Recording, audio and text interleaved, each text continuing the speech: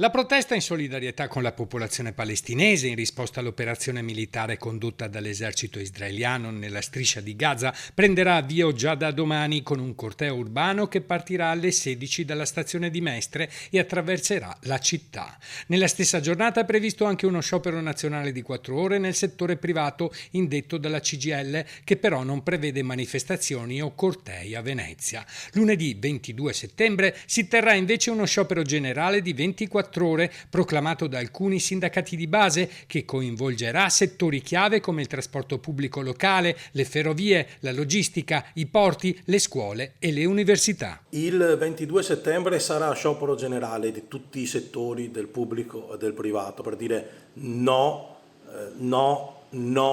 al genocidio che si sta commettendo a Gaza, per dire, far capire al governo che la strada del riarmo non è una strada che porti a una possibile pace, perché poi a pagarne le conseguenze saranno sempre i lavoratori.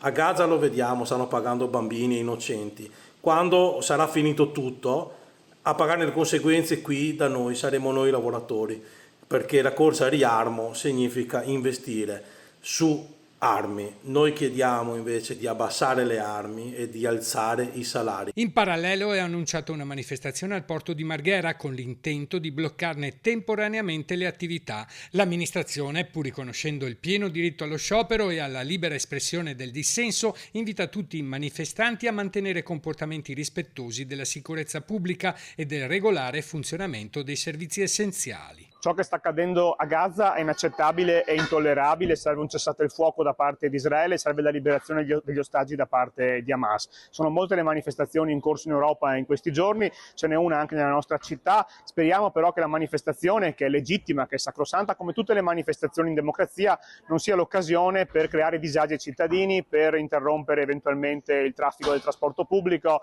per creare disagi alle attività economiche.